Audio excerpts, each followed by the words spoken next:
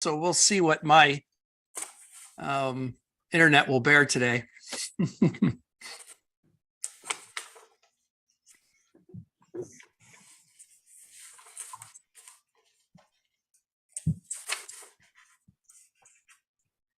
I'm hoping Ben will be here shortly, and then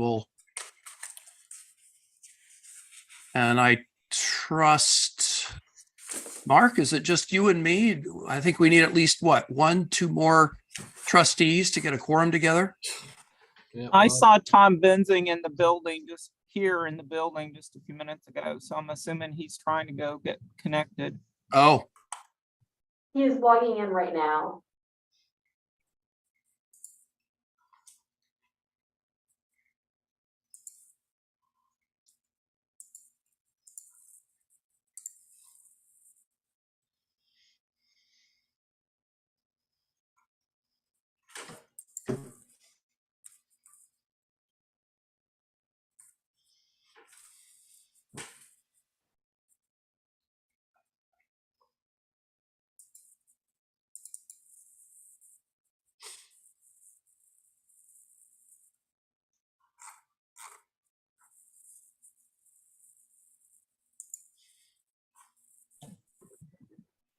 Do you have crickets in your lab, Art?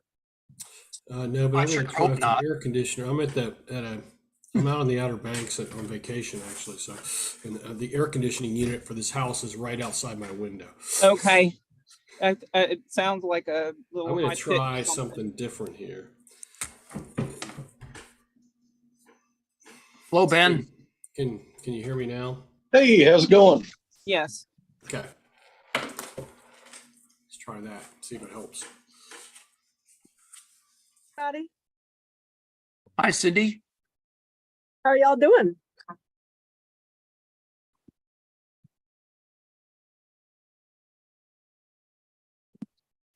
Still waiting for a quorum.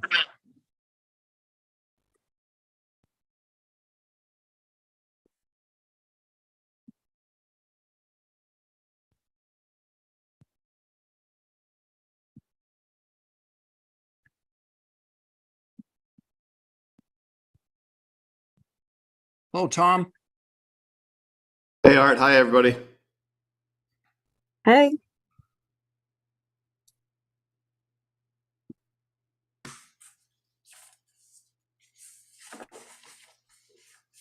So I think we have 3 out of 5 members here. Does that mean we have a quorum?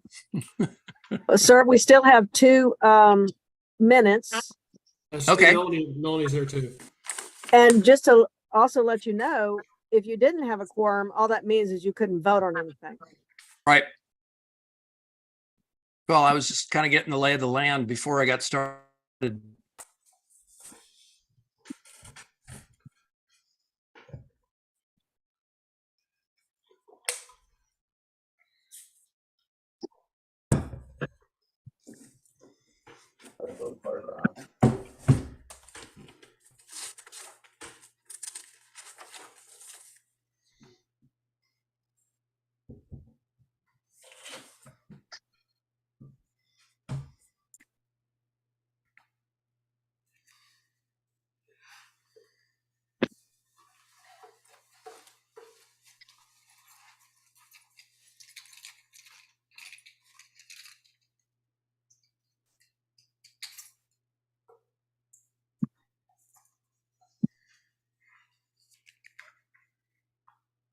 Oh, Ben, Yes.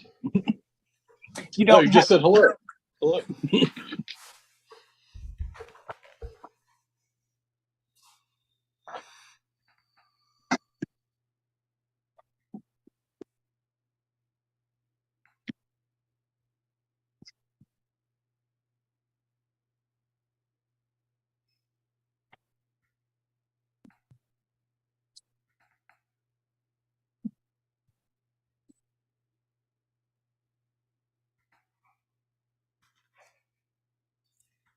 He's on in as a tag in. He wanted to be in with this.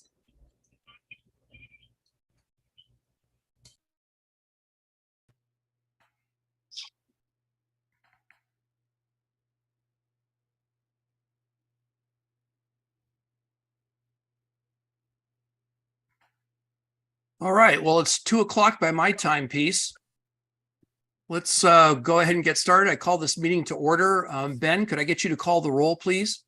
Absolutely. Dr. Art Evans, Here. Dr. Tom Benzing, Here. Dr. Carol Nash, Melanie Stowe, Here. Mark Buss. Here. Great. Does anybody have any additions or corrections to the minutes for the last meeting? If not, do I have a motion to approve? So moved. Second? I'll second. All right, everyone in favor of accepting the minutes, say aye or raise your hand. Okay, close enough. It passes, it's accepted. Moving right along. Since we're meeting remotely, signing the acquisitions form is going to be a little tricky. I will endeavor to kick that off when we're done and send a signed PDF to Ben and then have him circulate it to each and every one of you so we can get that piece of business done today. Does anybody have any questions or comments on any of the acquisition items for this past quarter? All right, if not, we'll move ahead. The next order of business, which was added at the last minute, but I'm glad we could squeeze it in, is consideration of Dr. Isaac Overcast for position as a research associate. Is there anyone who can speak to Dr. Overcast's proposal to be a research associate? Does anybody have any questions about the materials that were presented on his behalf? I'll just say on my end, I've had the opportunity to get to know Dr. Overcast and just could not be more impressed with the quality of his work and also the specialty that he brings to the museum if we choose to invite him as an RA. His experience in AI, machine learning really brings a lot in terms of what is the cutting edge of the natural history world right now. That is certainly it. And I look forward to actually incorporating that across disciplines here at the museum, again, if we're able to accept him into the as an RA. Well, thanks, Dr. Bassett. I appreciate you speaking up. Does anybody else have any comments on Dr. Kuiper? Hi, Art. I was actually going to chime in, but Hayden said it perfectly. I do know in my work with American Alliance of Museums to review accreditation packages for other, especially large museums, hiring staff that have a background in AI for doing global data analysis and whatnot is really expanding the use of collections, and I couldn't be happier. Great, thank you so much. Anyone else want to speak on Dr. Overcast's behalf? If not, do I have a motion that we accept Dr. Overcast as a research associate at the museum?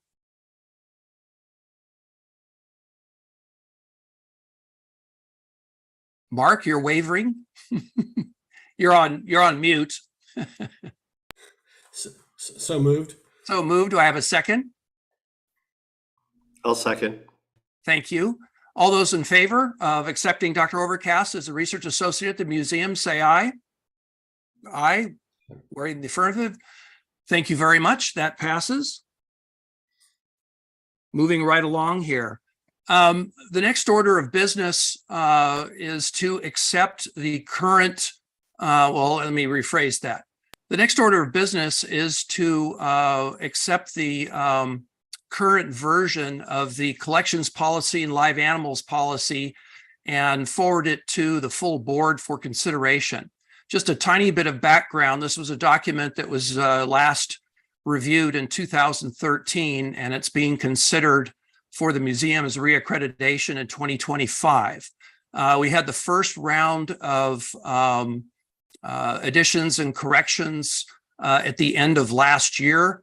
And because of the low participation, I thought we'd go one more round just to make sure that everybody that wanted to say got a say. And that deadline was July 13th. And we had a few more rounds of suggestions that have been incorporated.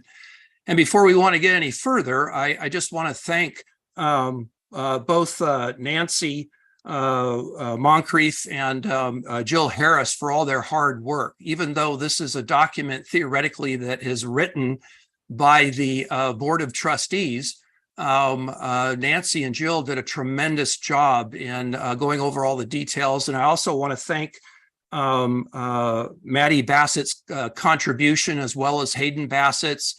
And I also want to thank Ryan Barber for putting his eagle eye on it at the very end. So I think it's a very strong document. And as far as I'm concerned, it's just pro forma at this point for us to recommend it to the full board. So do I have a motion to do that? Mark, you're on mute. Absolutely. Great. Do I have a second? Second. Great. All those in favor, say aye. Aye. Aye. All those opposed? Great. I will present these two policy documents to the full board at the full board meeting tomorrow. Thank you so much for everybody's work on that. Like I say, it was kind of a beast, and I'm glad that we got it done. Now we're moving into what I think is one of the more interesting aspects of this meeting today, and I'm glad to see we've got such a turnout. I want to thank all of the curators and other museum staff for joining us today, because the short story is we're all here to support you, and your voices are what we need to carry on and give you the support you need any way that we can. A tiny bit of background, at least as I recall it, on the Centers of Excellence. This came up at a board discussion probably a year, maybe 2 years ago, and it was an idea toward how we might package the different research labs, if you will, in such a way that it could be used to clearly communicate with legislators for funding for the museum, and also to expand the museum's intellectual reach to other institutions around the world. It was also thought that we would hold off on moving ahead with this idea until we had the new curator on board, and Dr. Kuhn is there. So you're the new curator on board. So we have a full staff. And so now it's a good time to talk about it. And just to throw in my 2 cents at the very beginning, we're just here to talk about it. You know, this is something that is absolutely up to the curators to decide how they want to run their individual labs, and to see if there is a collective advantage in coming up with some sort of centers of excellence that would help their funding position with the museum in the state and beyond. So I don't want anybody to think that, you know, we're going to have to come up with something, you know, just to satisfy us. That's not the point of this at all. So I thought I would open up the conversation first to any trustees that have any feelings about the Centers of Excellence. And then I'd like to turn the floor over to the curators, and then all of us can discuss it as needed. So among the trustees here, is there anyone that has anything like to say about this topic? I'll start us off, Art, and I think this is just a fabulous discussion to have, and I'm most appreciative of the fact that the word centers is plural, because I think there is an opportunity for us to publicize and collaborate and celebrate, and all the various verbs we can come up with here. The real great work that's being done across multiple disciplines. So the first thing I'd like to say that I think we need centers. I don't think every discipline necessarily has to be involved. I think the disciplines that feel that they want to be involved, okay, that's great. But just because we have more than one doesn't mean everybody has to be in, but it doesn't mean they can't be, right? I think that, as academicians, you guys know that calling yourself a center of excellence and being a center of excellence are two different things. And so I think it would be great to be able to come up with the definition that is broad enough of what makes it a center of excellence. In whose eyes is it a center of excellence? and how we define that. So those were sort of the top of mind things that I wanted to start with. Any of the other trustees have anything to say, to add to that? Thanks, Mark. I would like to echo what Mark was saying just now. I think that this is a fabulous idea, but I also wonder what it actually means. So I'm hoping that as we get into this discussion, we'll have some more concrete ideas about benchmarks and those sorts of things, because centers of excellence, coming out of the business world largely, that whole idea has taken on so many different meanings. And so I'm really excited to learn what you all see it as, what it means for the museum world and how you interpret that and how we can support you. Thanks, Carol. Anyone else of the trustees? I'd like to add one more point, Art, and that is, I think we need to make sure that we're doing this in the context of the available human resource that we can employ against these centers, and to make sure that we're asking of the staff those things that are capable of the number of human beings we have supporting us, right? So let's just keep that in mind as we push through this. All right. Well, now I'd like to invite the constituency to whom this matters most. And that's the curators. Would any of you like to just kick it off and introduce yourself, please, and give us your thoughts? Do I need to call on someone? If anyone else wasn't going to jump in, I'm ready to jump in and say that I agree that this does show an opportunity to show some overlap between departments or between labs rather than labs acting in isolation, even though we do have a lot of collaboration.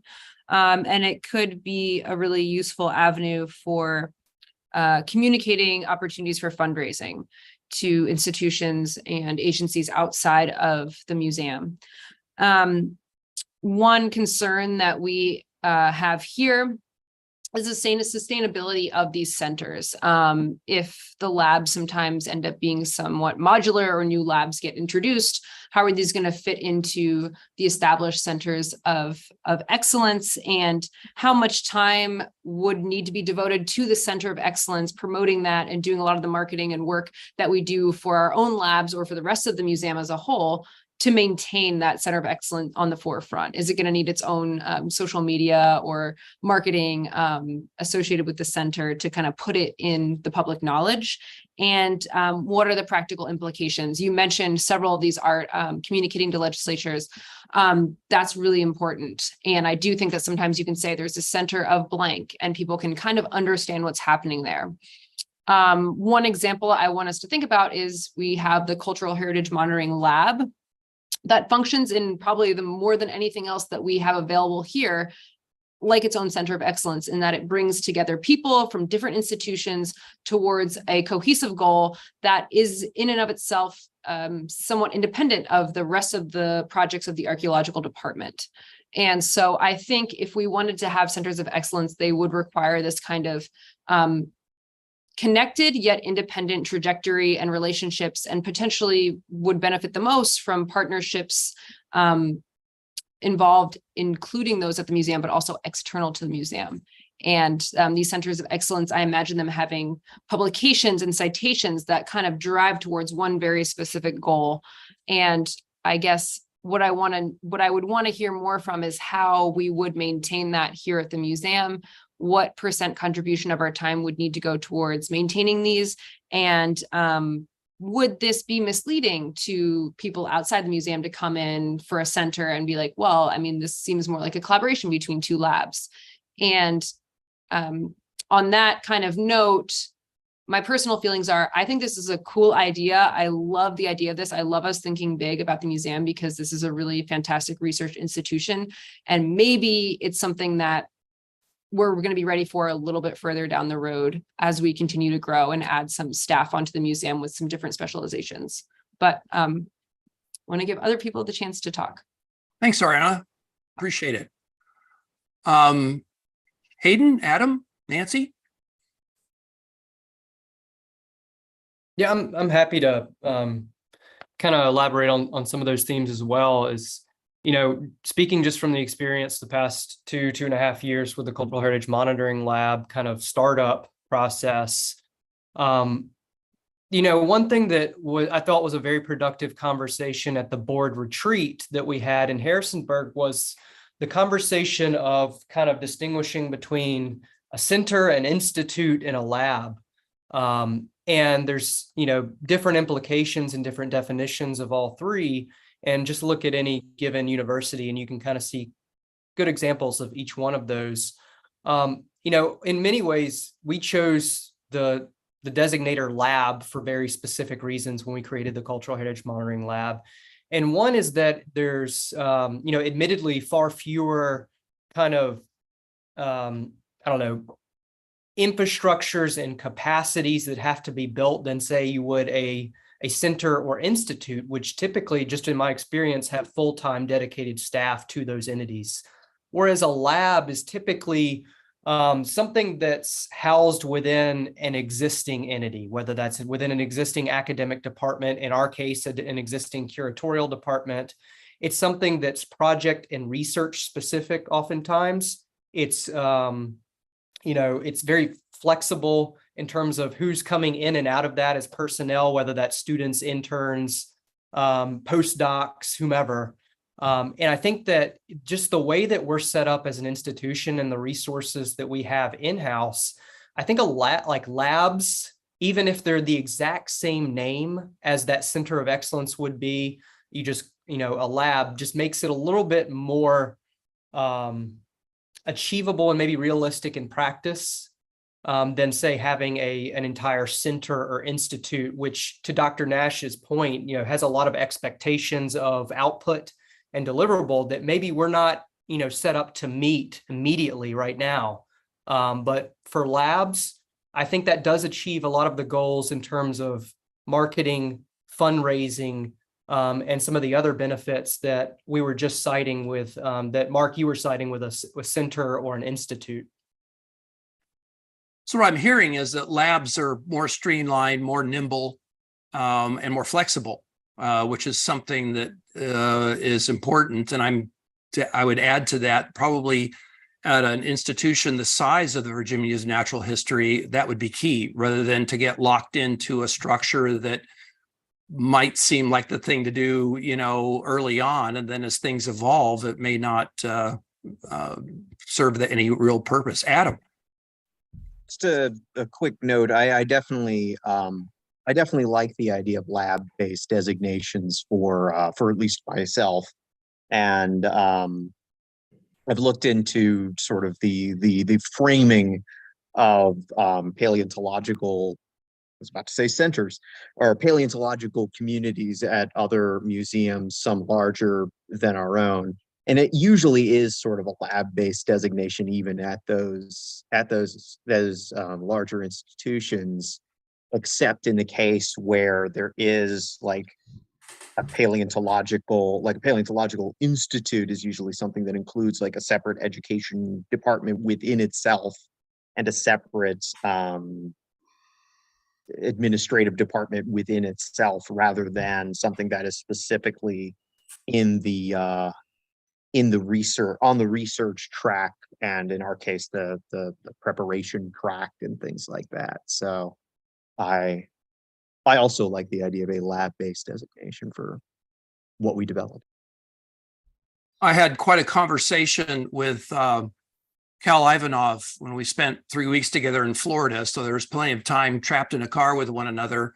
And I knew that he would likely not be here for this meeting. So I took full advantage of a captive audience and kind of pressed him on some of these issues. And I don't want to speak for him, but I came away with the strong feeling that he felt strongly the same way, as that, you know, the lab model was certainly preferable for him as well. So Nancy? I'll just add that I agree with everything everybody else has said. And I particularly like the fact that the word lab is more associated with science specifically than some of these other terms like center and institute, because that's what the core of what the lab would be about is science research, Virginia's natural and cultural heritage, as opposed to the education and exhibits and outreach might come from those, but the core of it would be science. So what I'm hearing is that it seems like for now, the individual labs are preferable. And as the labs evolve and projects and staffing and so on evolve, it may be worth revisiting this topic down the road if there's a real advantage to it. But what I'm hearing right now is that you guys are basically pretty satisfied with functioning as individual labs under the banner of the Natural History Museum. Is that correct? Yes, but I mean, we've had discussions. At least we feel like there are enough biologists here to start, and we're already collaborating with each other to start sort of talking about an entity that could be called the Biodiversity Lab, where we would share maybe tools and maybe personnel eventually. Okay. Any other thoughts? Joe?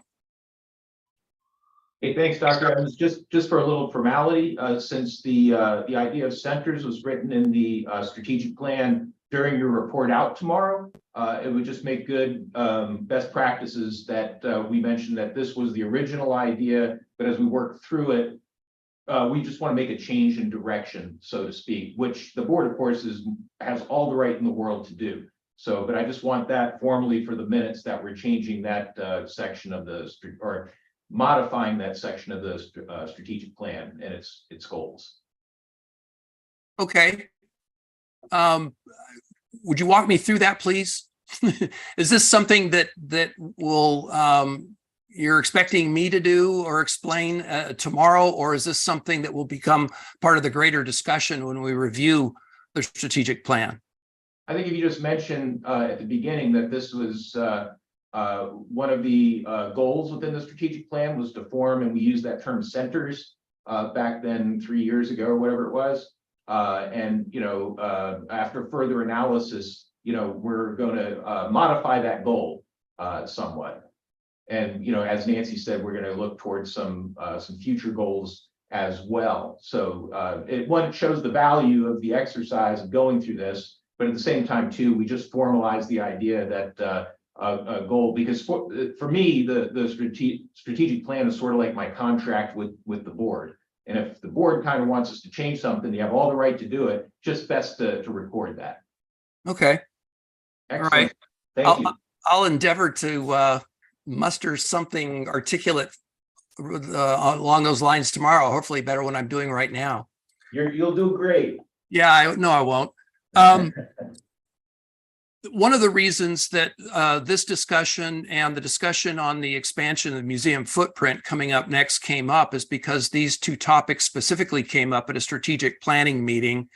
And the question was, how does strategic planning get research and collections involved in discussion? So I jumped in and asked to become a member of the strategic planning committee, and I wanted to have these discussions with that end. So that's why there might seem like a little more sense of urgency than you may have experienced in the past. Does anyone else have anything to say about the current direction of what we considered as centers of excellence and maybe and definitely modifying that to focus more on the individual labs, but leaving the door open should there be opportunities to have a more formal collaboration that would be reflected in some sort of a title that can then be communicated to the legislature or funding bodies, et cetera. Can I speak to this? I'm not Please. I'm not a curator or technically a board member, but so I think there's a low-hanging fruit here that you could do a center, quote unquote, of, and you have a beautiful facility with diverse people in a town that has a lot of diversity, you connect to institutions that have diverse people, you could actually make a big production about how you are bringing diversity into the sciences. That is a very hot topic right now. We have a center at our campus that's even doing something kind of sort of similar. And it would not mean restructuring any labs. It could actually almost come out of the curator's hands altogether and just be managed by someone from a housekeeping perspective of who would be in this quote unquote center. When you have people of different categories, you can tout that. That helps with granting, that helps with other initiatives that the board is doing. It could be something along the concept of a center for, I'm making this all up off the top of my head, forgive me, you can come up with a better title, but something along the lines of like a center for diversity in museum studies or in museums, where you could have a lecture series. You could make a big production about where people are coming from and the groups that they represent. You could have speakers coming in that represent groups that are missing. You could make an effort to add to your hiring practices that you're looking for people in different categories. You could have and house your interns that fit in this group under there. There's lots of things you could do to make a distinction at this museum specifically that would be easy. I guess that's my point. Off the top of my head, that's definitely something that research and collections as a whole would certainly take part in as a museum-wide effort to promote diversity in the sciences or museum sciences, in terms of careers and research. So yeah, I think that's an interesting idea. And I think that's something the museum is already doing because they're having to track that kind of information. And that's the kind of thing that granting institutions are going to be asking as part of the application process. So yeah, I like that. Does anybody else have anything they'd like to add? Can I just add something? Oh, go ahead. I'm sorry, just ahead, real Cindy. quickly. I'm y'all's attorney, Cindy Marcus. I just wanted to remind everybody that diversity includes not just one particular race. Includes all races, includes disabled, includes veterans community. So I mean that as long as we all understand that diversity means a lot of diversity, not just one thing, we won't have any problems. Thank you. Sure. Anyone else? Yeah, I was just going to add that or clarify that when we talk about, sticking with labs, we're still talking about adding, keeping open the door to adding new entities, but those entities that we add would be new labs rather than just sticking with, mammalogy, archaeology, paleontology, herpetology. We're still talking about adding new things. And so like Nancy said, adding a biodiversity lab or, adding an X lab. Well, I liked your point. I think it was you, Hayden. It might have been somebody else. Forgive me. But the idea that of centers and institutes involve dedicated staff to those centers institute, and given the funding opportunities and the level of funding for the museum thus far, if there was a chance for any additional staff like that, I'd be more in favor of opening a new lab. Let's explore another discipline rather than an administrative layer to help form some sort of an umbrella for the existing labs. I would be much more interested in that. If we could have another curator or two and support staff for them, I think that's our ultimate goal. And then down the road, if there's an opportunity to combine forces again to promote the collectively the research components of the museum with an eye toward funding and support in the state legislature, I think that's the way to go. Anyone else? I tend to move quickly. You already know that, but please, I don't want to cut anybody off. I'm not trying to squelch discussion whatsoever. You just have to wave your hands and say, hey, I'm happy to stop. Roberto. Yes, if I can just make a point, there's been a lot of different points brought up and where they all overlap in terms of funding and politicians and centers. If the mission says, why are we here? And the strategic plan says, how are we going to do this? And the key critical thing is, okay, how are we going to pay for it and who's going to pay for it? The discussion of stakeholders, I'm hoping we can expand beyond just politicians and funders and use a wider net of stakeholders. Because as we know, if politicians don't hear a peep about your favorite topic, when it comes to funding time, they're going to go on their hot list of who's complained the most and who's the squeakiest wheel and these kinds of things. And foundations have their pet projects. So if we don't hit a hot button in one of their pet projects, then we don't know where that's going to go. So the wider net of language of stakeholders beyond just the key people and the man on the street are the people that we're going to need somewhere along the way to be advocates to say and have the messages that convince them to pick up the phone or write an email to those key people and say, hey, I heard they're doing this. I believe in that. I support it. Please help them out. So there's not only messages that need to go to the powers that be, but also the people on the street who are deciding between, housing, food, veterans' rights, et cetera. And one of the topics is museum funding. So that's the bigger game and picture that we're going to have to be swimming in to get whatever we want done.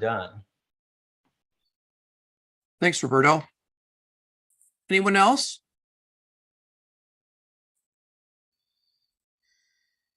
Okay, Ben, I'm hoping that you've typed to some sort of a stream of consciousness thing that I will be able to absorb in some way between now and tomorrow morning. And I've got something. And reduce it down to 2 minutes worth of comments. I will do my best. Thank you. Well, thank you very much, everyone. I appreciate your input on this. And I think, again, I'll do my best to summarize these ideas, but it sounds like, again, we will be moving forward as labs in terms of research and collections. But yes, we have to have an eye toward the stakeholders and communicating the being reminded, this is our state. It says in the Virginia Code, this is what we're doing, which we are doing.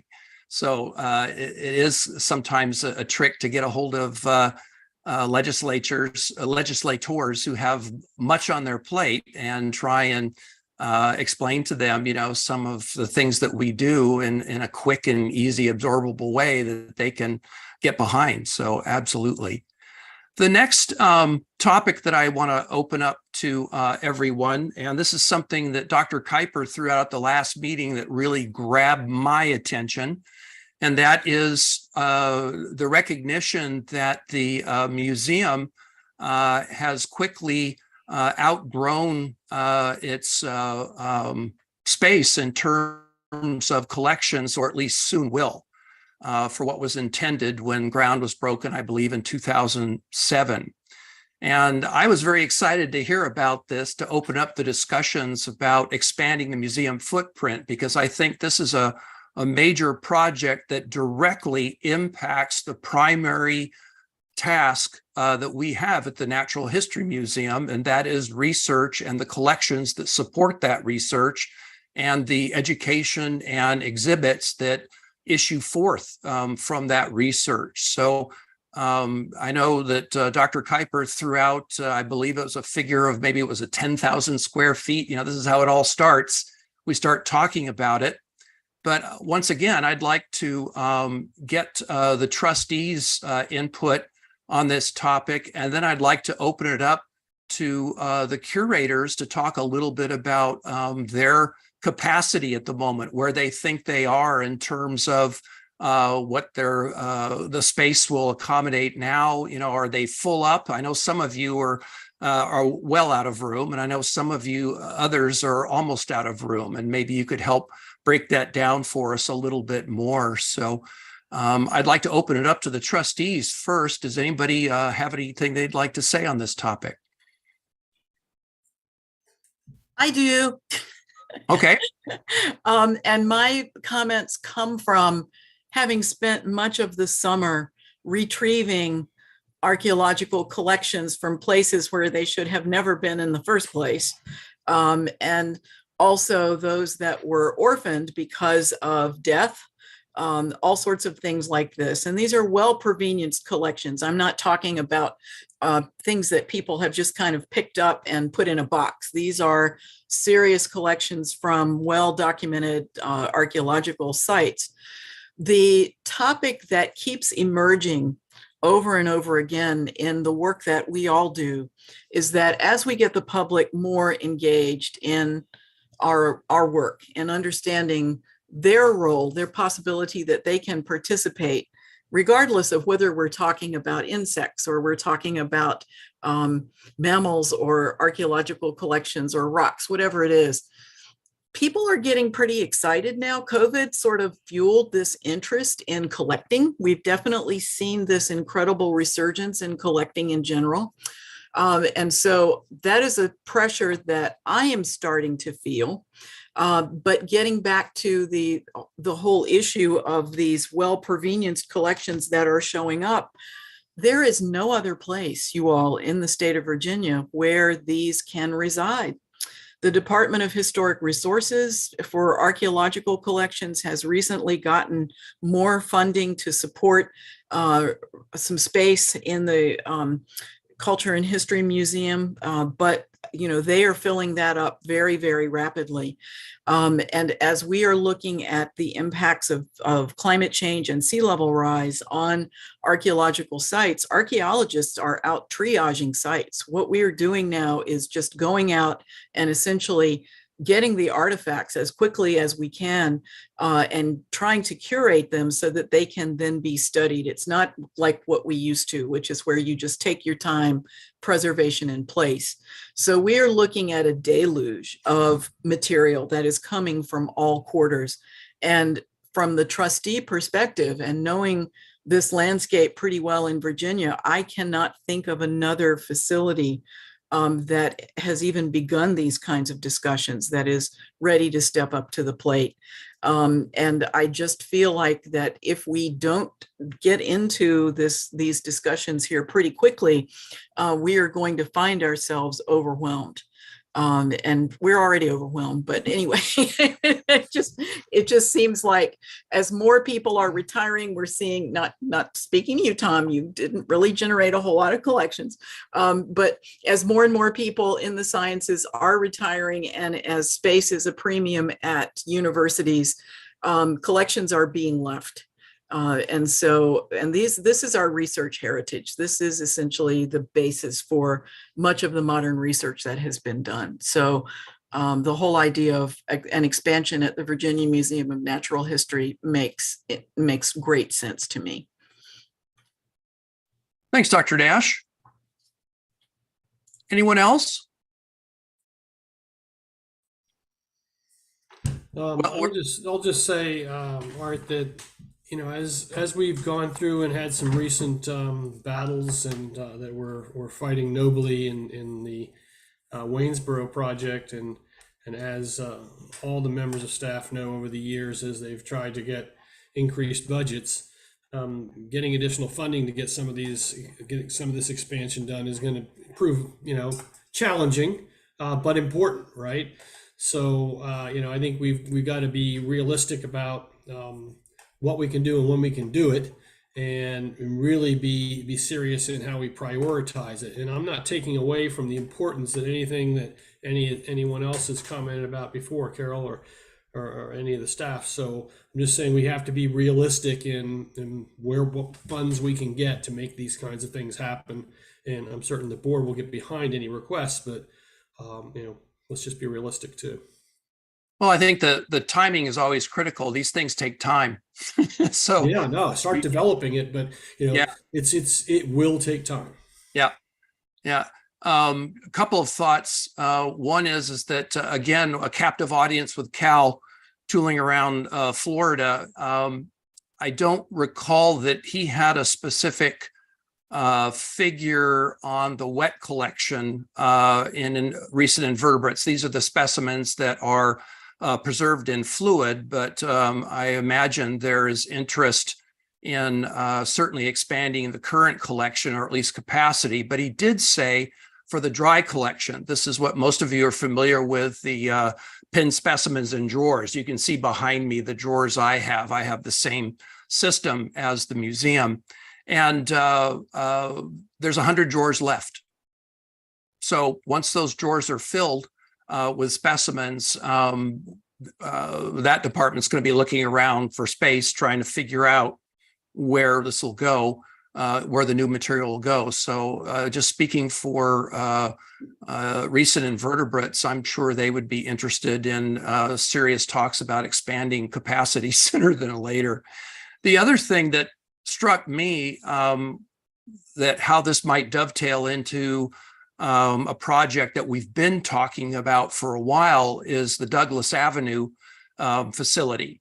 Again, I'm hoping that all of you here are familiar with the Douglas Avenue facility. Again, I'm dating myself, but I was involved with the museum when the museum was there.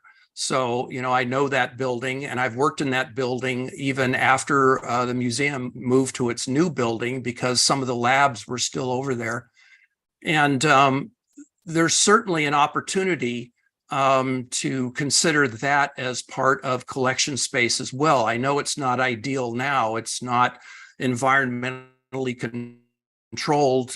There are some issues that have to be dealt with, and there's other considerations for that building too. But it seems to me that, you know, as we develop this discussion, that the Douglas Avenue facilities certainly could be part of looking at increased capacity for the collections. Are there any other trustees that, Dr. Kuiper?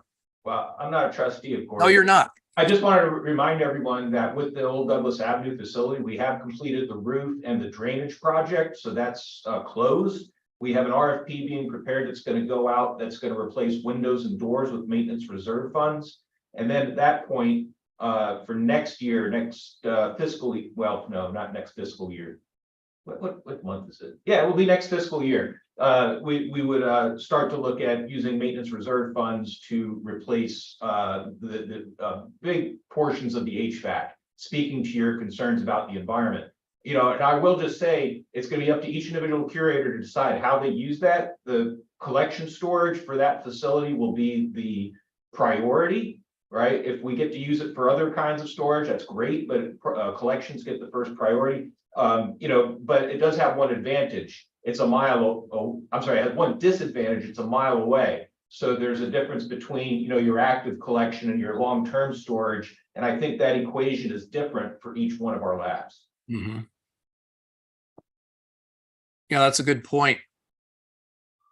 I'd like to open it up to the curators next, and at any point, if anybody wants to speak up at any time, please speak up. And I know, DB, you don't have an official capacity at the moment, but because you have been on the board, you have been on the foundation, I very much value your input. So please know that you're part of this conversation too. Any of the curators want to kick it off? Tell us where you are in terms of capacity and where you'd like to be, and what you think needs to be done to help secure the future for your collection. I can start and just say that, you know, archaeology is, given the way that our collections are maintained, we maintain, you know, not, occasionally we maintain single objects. For the most part, they're however sites, and so they take up, you know, many boxes of material, which equates to many linear feet of space on our shelves. So at the moment, you know, when I got here, we were at 98% capacity, and we've made some adjustments and have been a little bit more space efficient, but we've grown it a tad, but we're still at 98% capacity. We are reserving the remaining 2% of space within our allocation of collection storage here at the museum for the obligations for field work and, you know, funded field work that we currently have. So that is the current reserve of space.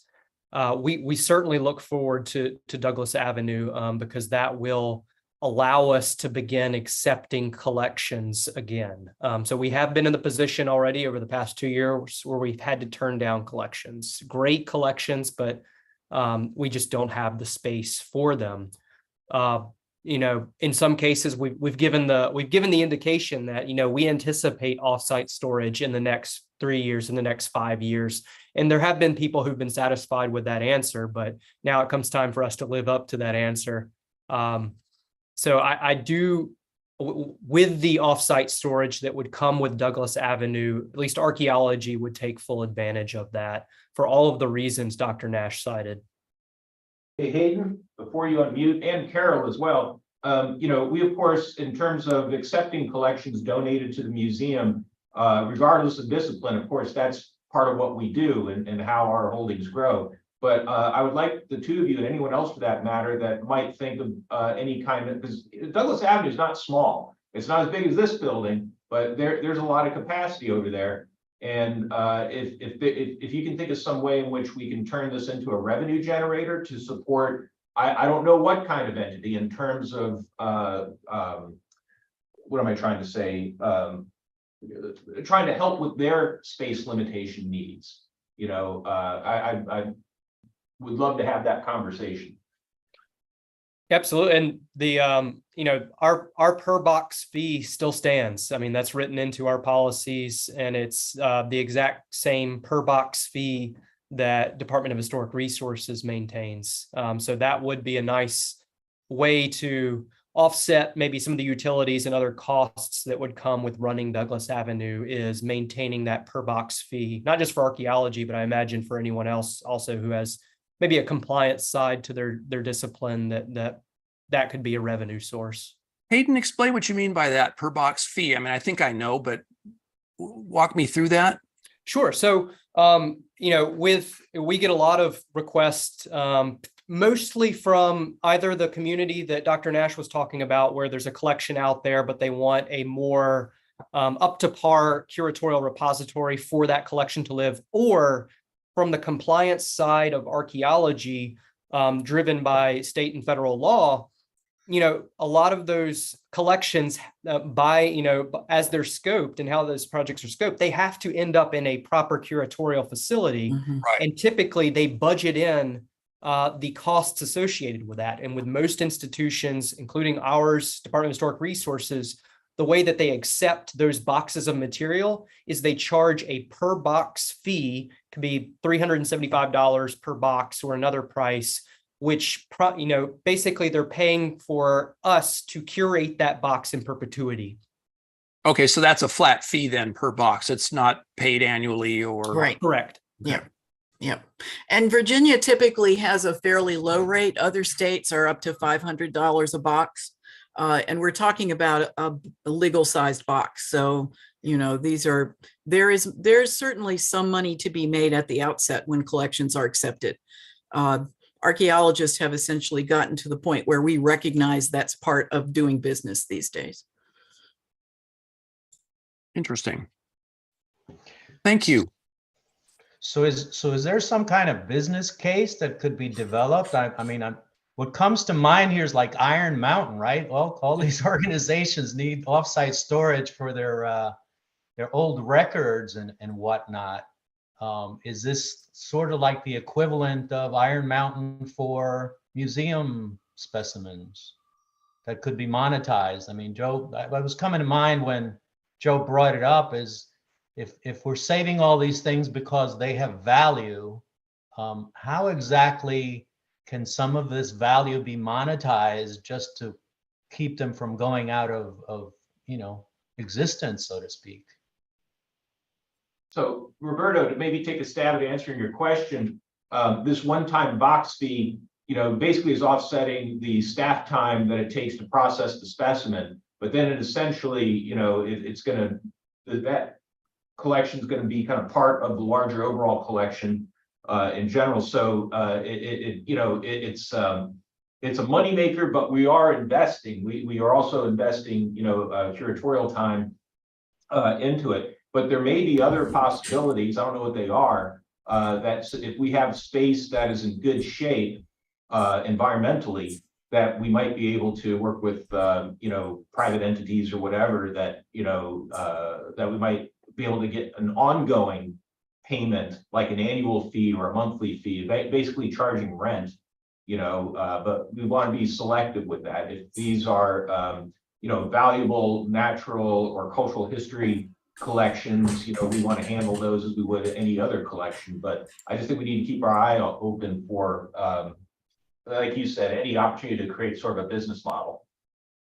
I'm not familiar with this concept of box fees for biological specimens. Doesn't mean it doesn't exist, but I know that there are occasionally private surveys and of organisms, and they're deposited in a local museum, but not to a great extent. But it's an interesting idea, but I don't know that this is something that's considered standard among biological specimens. Adam? Yeah, this is also something, paleontology follows, I think, probably very much the model of biology in that specimens are, taken in sometimes from other institutions. But unlike archaeology, there is not really much legal structure around fossils at all in terms of their ownership or the need to do those kinds of surveys. So when we take it in, it becomes part of our holdings, much like any biological specimen. Right. Lucy. Hi, everyone. I'm Lucy Trudeau. I'm the paleotechnician. And I was wondering, with Douglas as a potential kind of moneymaker for research associates that maybe, say, are close to retirement and looking for a place for their collections, would it be possible to kind of turn Douglas into not just a new kind of collections-based space for storage, but also to provide like working labs for the research associates and their personal collections that they're maybe still working on, and we could charge them like a housing fee or like a desk fee for lab space? Would that be? I think that's certainly a possibility. I know that we talked about some form of housing at that facility, just how that would happen. Don't know, for visiting researchers, to have, a cot and bathroom facilities and a shower that they could use. And yeah, that's certainly, I think, part of the mix. I think we just need to get it, get it shored up first, and then we can look at the possibilities. But I think it's important to have that as part of the mix in terms of what we considering over there, in addition to collections. You bet. Anyone else? Any thoughts? Can I just echo what Lucy just said? So we have at Roanoke a woman that came here for retirement, found me because she was one of my mentors, and I gave up part of my lab space for her to have lab space. There is a need for retirees that are not wanting to stop doing science to have a place to do work. And so the reason I think that's a great idea is that she's donated a lot of money back to the college as a thank you, so to speak, for having lab space. And it's been very good for us. And so that is a fantastic idea, Lucy. Actually, I just want to kind of point that out, that there are a lot of people that don't want to give up. And so rather than building, maybe they don't have a place to build a lab in their basement or a spare room, but, wouldn't mind driving to Martinsville if it meant they could still do research. So it could be a collections facility and rest home. Right. The old curator's home. Isn't that kind of the same thing? Fossils of all kinds. All right.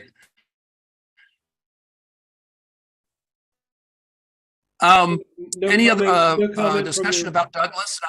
I'd like to hear from other departments too about their particular interests in collection capacity. I'm sorry, Mark, you were saying. Yeah, I was just going to say no comment from the recent retiree down there. I can see on my screen, but just let it go. I just wanted to chime in. So if I didn't introduce myself again earlier, I am the assistant curator of herpetology here. So I'm the second newest member to this Zoom screen, in addition to the herpetology mammalogy technician, Marshall Boyd, who's also here. And I know Nancy can probably also chime in here because I think we collectively speak for vertebrate biology, which then shares this dry collection space also with invert zoo. So Art already touched on the fact that how those drawers, once they fill up, they are full, and they bring in invert biology is bringing in new stuff every week. So they're expanding rapidly, even though the things are very tiny. A whole drawer takes up that drawer space and there's really no additional drawer space available. For me, the majority of the herpetological specimens are fluid. So speaking for the fluid collections, we have a very small amount of expansion space there that can very quickly fill up. In addition to the fact that it's a very different type of storage. So it needs to kind of be under the eyes and it's not ideal for it to be far away from you to keep an eye on those fluids, to keep it maintained. I have some just like right here on my desk. So this is what I'm talking about. Fluid preserved specimens in a jar. This is like ideal scenario of one single turtle. You can imagine if you get 10 turtles, that's taking up an entire row on a shelf. The compactors allow us with a little bit of additional space, but often to take in some larger, more exciting specimens, it's a different ballgame. So it's not sheer numbers for us in the dry and wet collections, but rather the size of those specimens, and often the things that can be really impressive and exciting, can make great outreach opportunities, end up being larger. So even to take in, let's say somebody's python at the zoo that's really, really cool dies, and they offer us this chance to have a really neat fluid specimen. It's like a tank like this to house that. And, we don't have that right now, but there also wouldn't be anywhere for that to be. And in addition to these specimen documents, I also want to talk about archival documents as well. In general, we've had an opportunity to take on many, many boxes, bigger than a truckload of boxes of important scientific research that part of which integrates with our collection of unpublished data. And the question really isn't a matter of yes or no, but rather where will this go while those documents are being digitized and put into the format of permanent research documents that can be searched by the global community if necessary, which we're happy to do and find a way to make that happen, but rather that we don't know where that would go as it stands. So while we do have a small amount of expansion space, that's not the 2% that archaeology is dealing with, it's a bit larger. It's all about the size of the things that come in that really could kind of not allow us to say yes to some really cool stuff if it did come by, or make a choice about getting rid of a part of our collections that's really great to make space for something more urgent. So what I'm hearing in part is that as we move forward, we really need to look at the different types of collections and how they're used, and that would determine what material could be kept off site versus those materials that need to remain on site because they're used or because of the nature of the collections themselves. They need to be where they're constantly monitored.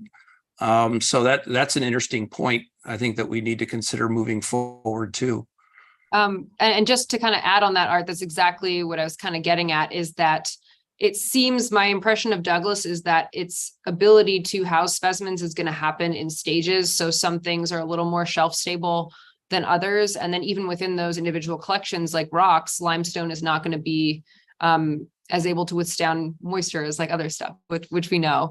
Right. So I think that it might be worth opening a discussion of what if Douglas isn't ready for each one of our collections for the next 1, 2, 3 years. How is that going to change our ability to meet mission? And how could we think about that a little bit differently? Well, maybe that's something that the board can keep close track of is the progress at Douglas Avenue, and then concurrently be looking at waves of occupancy, so as soon as this stage is completed, then we can start considering these collections. Those decisions that have to be made up front. And then I like that idea, is that it's sort of a process. There are certain collections that could go in sooner than later. then as you build in lab space, overnight space or whatever, and accommodating other collections, exhibit materials. I mean, I realize there's more to consider for Douglas Avenue than just research and collections and housing. I mean, there's exhibits too, and there's also things over there already that need to be sorted out as well. So it will be a multi-stage process. But I like that, to start looking at collections and getting an idea of what percentage, what types of collections will remain on site versus those that could go off site sooner than later. Art, can I ask a question? And as we think about priorities, things that we want to keep closer to us in the collection, things that could be stored further away, is there any role to be played in that we are the Virginia Museum of Natural History and that the specimens that are collected in Virginia have some priority over specimens collected from elsewhere? I think that depends on the nature of the research that's going on. I mean, I'm speaking for invertebrates, which is where my expertise is. They don't recognize the borders. So, depending on what you're working on, just Virginia material alone isn't necessarily the way to compartmentalize that collection. So in archaeology, I know we repatriated some stuff from Guatemala. There's nothing similar to that, like when we're collecting fossils out in Wyoming, that they belong in Wyoming, is there? The material that we're collecting in Wyoming is part of what we do store in accession here at the museum. Or actually, Adam, are they still property of Bureau of Land Management? I can't remember. I know some of the stuff's been collected on private lands. I don't remember if the site that you're working now also falls under BLM or whatever entity. The material from the Wyoming collections is all from Bureau of Land Management land. At least that has been collected over the last 2 decades, as is the material from that was brought in from the orphan collection of Cretaceous specimens from Montana, from Shenandoah University and Shenandoah Valley Discovery Museum. So, and that's one thing to note is like some of the collections for us that come in from Virginia are also stuff from outside of Virginia, because paleontological research is kind of a broad spectrum thing. Most paleontological collections, although there is sort of a central, if it's in a state institution, is usually, although there might be a central focus on that state, most of our collections are indeed Virginian. Pretty much all of them, go beyond and sometimes well beyond the focus on a state, on specific state fossils. So we're not too far out of the norm for that. To have that as part of our goals.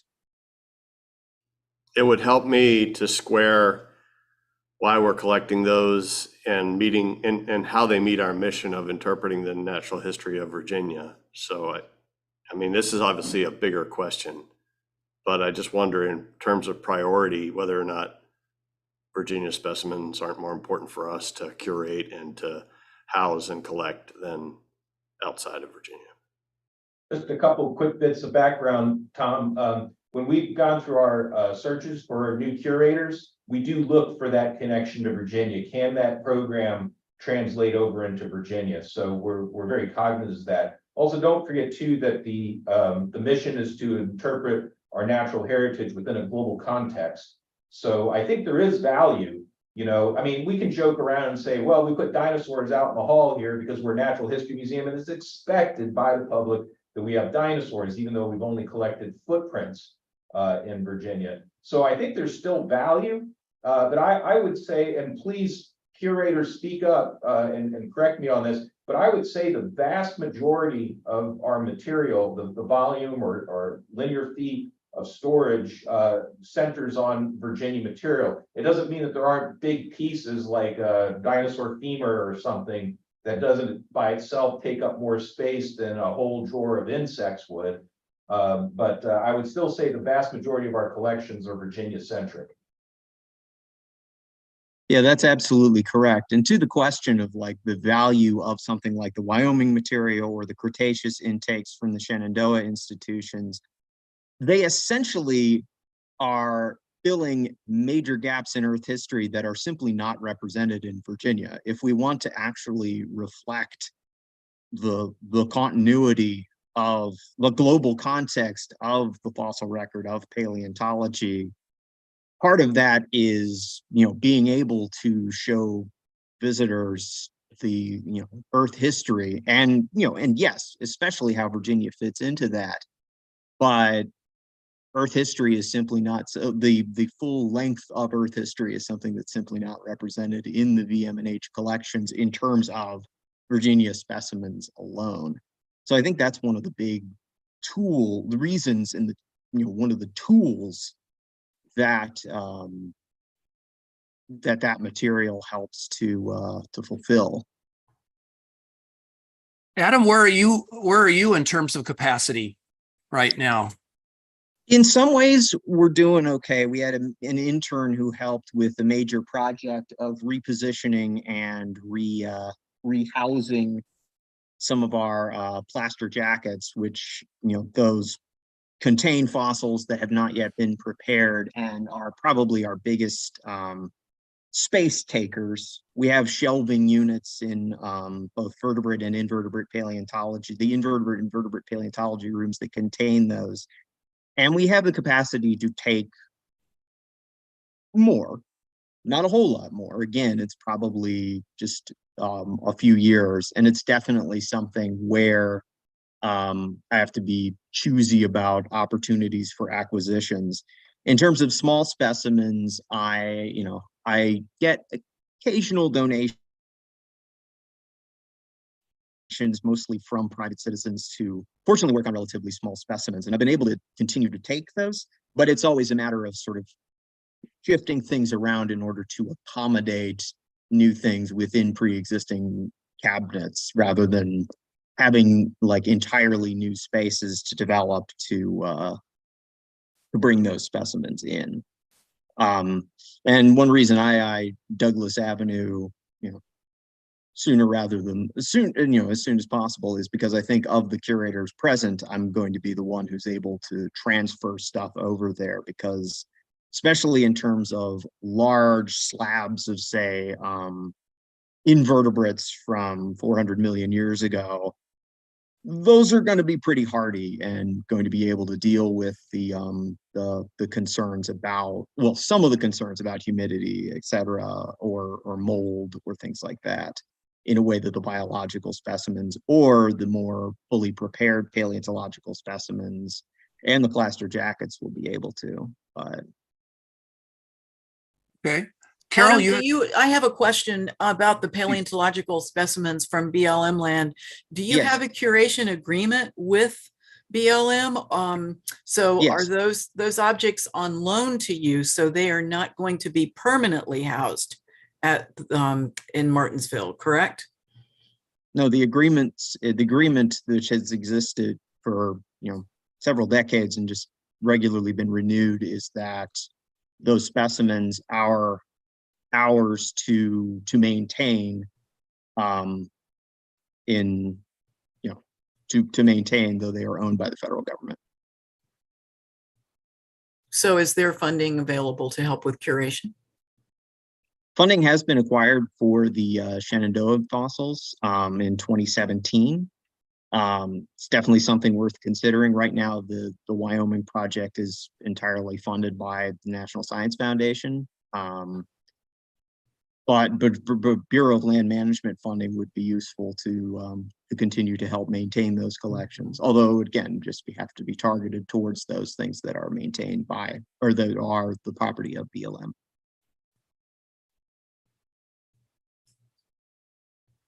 Nancy, we haven't heard from you. And maybe now you have unmuted. So the biological specimens are actually probably the most sensitive to environmental humidity and temperature fluctuations. I think the mammals, I'm working with Marshall right now, Marshall Boyd that Ariana mentioned earlier. He and I are actually, when I originally moved specimens into my cabinets here in this building, I overestimated acquisition of some things and underestimated slightly others.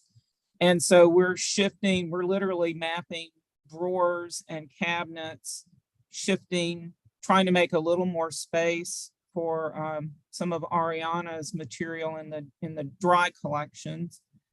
And I think we're going to be able to do that fairly easily for the mammal side and still leave adequate space for Virginia acquisitions, mostly Henry County, things that we pick up locally, which are now that we exist as an institution, probably better represented in collections than they ever were. So that's for the mammal side. The birds are a little bit more challenging because we're not bringing in a lot of material. We are salvaging every dead bird that you cannot easily collect birds in North America now. So we salvage every specimen we come across, whether it's a dead, usually we try and go for native species, but a dead sparrow or a dead cardinal that we find in our yards. So we are preparing those and storing them. But the bird side and the dry invertebrates share the same side of the room. So that space is going to be at a premium pretty soon. As far as wet collections, we do have a fair number of fluid preserved mice, mammals, mostly mice and shrews that were collected by my colleague, John Poggles at VCU. Historically valuable specimens, but that's not a method that most mammalogists follow these days. We're more acquiring dry material, but I think we're okay in terms of storage capacity for the fluid stuff, especially since we're not bringing in a bunch more. And of course, all the biologists are contributing tissue samples. So the cryo lab is another aspect of the collections that, only recently has come online. And that will be part of the mix too, I'm sure. Right. I mean, again, to go back to the birds, we are saving tissue samples from all these birds and mammals, and now herps. I'd love to just chime in about the tissue samples. That is the backbone of my entire research program. And to get the kind of sampling for what I'm interested in, it's a lot of individuals across large spatial extents. And I know for a fact that many of the requests that museums often get are to see these tissues, because you simply cannot get in a car and get all of these samples within your field season as a student or even as a researcher. You can't get all the permits, but you can request a loan from a museum to subsample these tissues and have your entire project have data without having to leave your office. And so this is becoming incredibly important. And there's been scenarios where I've worked with tissues in a park where a fire has decimated the entire landscape. And now these become the only tissue representation from that part of the population. And so, yeah, I can't stress enough how important this is.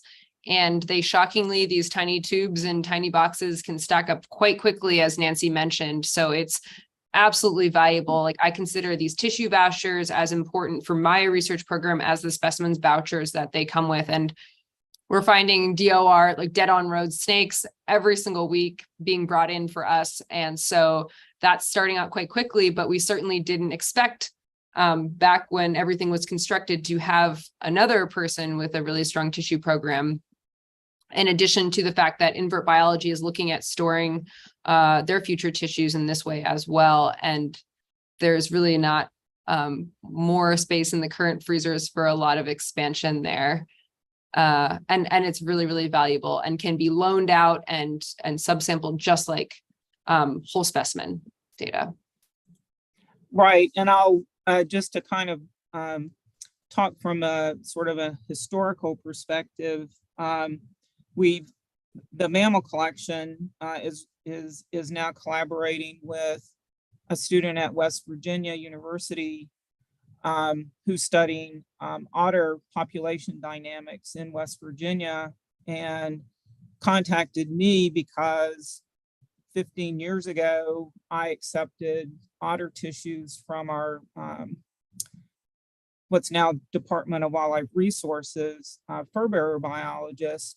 He had he was trying to determine what kind of limits he should set on trapping otters in the mountains of Virginia.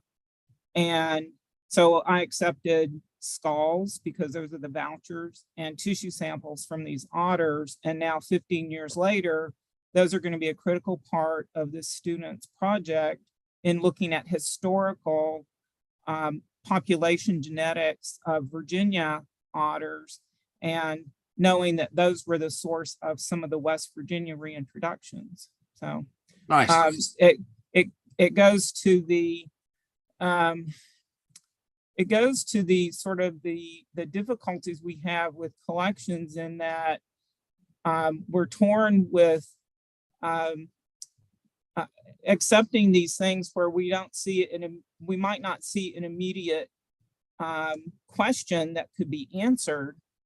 And lo and behold, 15 years later, there are some interesting questions, and funding from West Virginia's Department of Wildlife Resources to get at some of these questions that can only be answered with specimens that you archive, not knowing exactly what you're going to do with them. Right.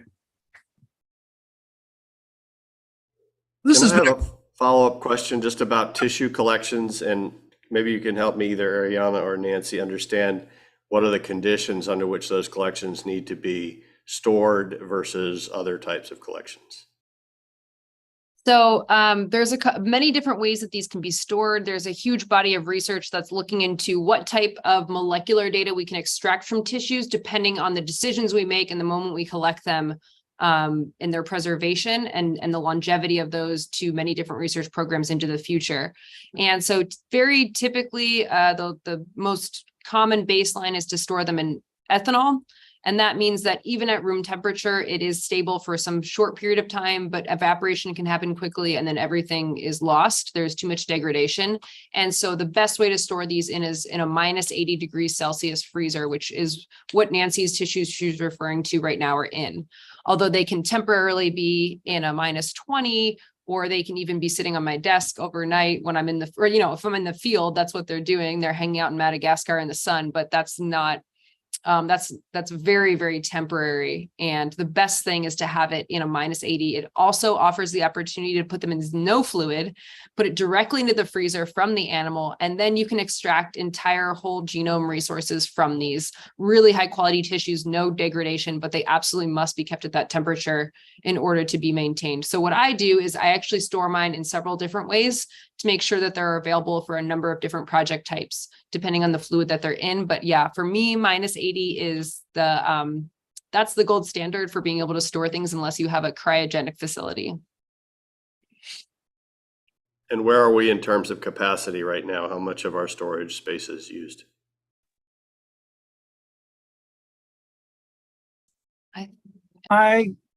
We probably have, depending on if we start consolidating and kind of mixing things in boxes. Right now, again, I've sort of, we're trying to maintain like things together as much as possible. We probably have 10 or 20% inside all of the little boxes that are inside the freezer, but that's just a guess. I haven't been my list of things to do includes really getting in and consolidating some of the mammals to make room for whole boxes of herp tissue, but I haven't gotten to that yet.